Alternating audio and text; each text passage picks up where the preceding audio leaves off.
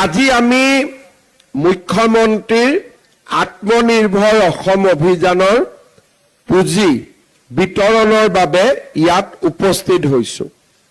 এতিয়া মই এই আঁচনিখনৰ বিষয়ে কেইটামান কথা কম যাতে অহা দিনবিলাকত আমি উপকৃত হ'ব পাৰিম। চৰকাৰে আজি আপোনালোকক 2 লাখ টকা দিব। প্ৰথম কিস্তিত ৭৫,০০০ দিব।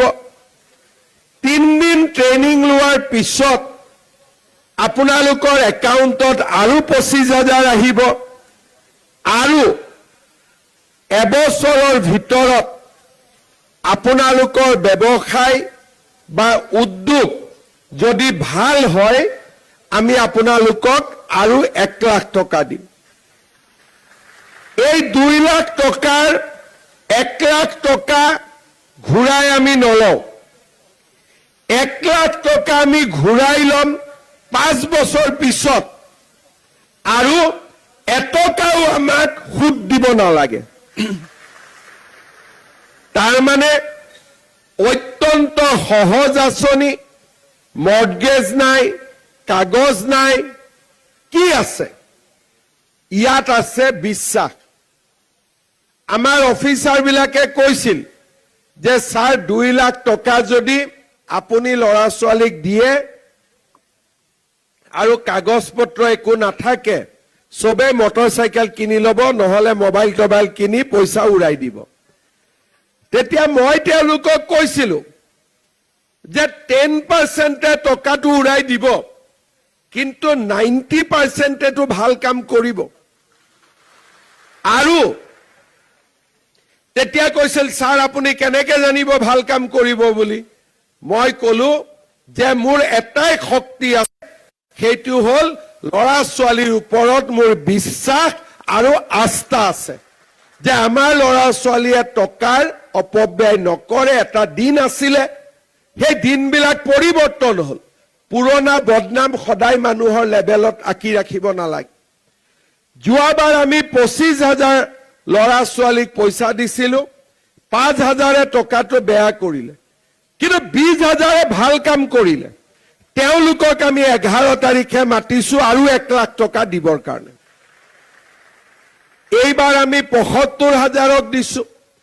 যদি 10,০০০ বেয়াও কৰে, ৬৫,০০০ যদি ভাল কৰে, ব্যৱসায়টো অকলে কৰিব নোৱাৰে, লগততো দুজনক আৰু আপোনালোকে চাকৰি দিব লাগিব।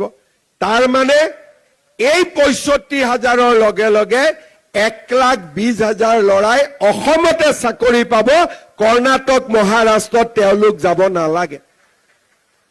এই উদ্দেশ্য লৈ আমি মুখ্যমন্ত্ৰীৰ আত্মনিৰ্ভৰ অসম আঁচনি আমি আৰম্ভ কৰিছিলো। প্ৰথমবাৰ 25,০০০ দিলো, এইবাৰ আমি ৭৫,০০০ দিছো। আৰু ভৱিষ্যতে মোৰ পৰিকল্পনা প্ৰত্যেক বছৰে 2 লাখকৈ অহা 5 বছৰত 10 লাখ ল'ৰা ছোৱালীক আমি এই ধৰণে সহায় কৰিম। আজি প্ৰত্যেকটো সমষ্টিত 600 জন ল'ৰা ছোৱালীয়ে পাইছে। অহাবাৰ প্ৰত্যেকটো সমষ্টিত মই 10,000 ল'ৰা ছোৱালীক মই এই আঁচনি দিব খোজো। তাৰ কাৰণে মোক কি লাগিব? টকাৰ অভাৱ নাই। টকাটোতো এনেও ঘূৰাই নাপাওঁ, কাৰণ ইয়াত ঘূৰাই পোৱাৰ ব্যৱস্থাই নাই। 5 বছৰ পিছত তাকো 1 লাখ সুদ নলওঁ, গতিকে টকাটোতো 1 লাখৰ মূল্য 30,000 হ'বগৈ।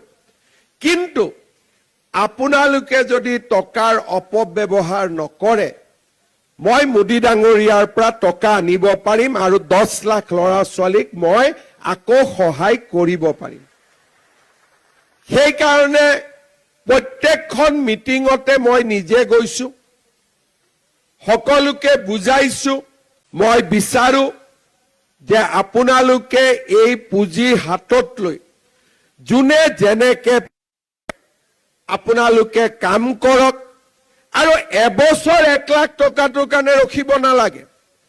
CM ফেলো আপোনালোকৰ লগত থাকিব, পোৰ্টেল থাকিব। কাৰোবাৰ যদি বিজনেছ 6 মাহতে ভাল হৈ যায় 1 লাখটো দিবৰ কাৰণে আমি এবছৰ নৰখো 6 মাহতে আপোনালোকক দি দিম সেকেন্ড ইনষ্টলমেন্ট অৰ্থাৎ সহজ আঁচনি শক্তিশালী আঁচনি আপোনালোকে ইয়াৰ সৎ ব্যৱহাৰ কৰক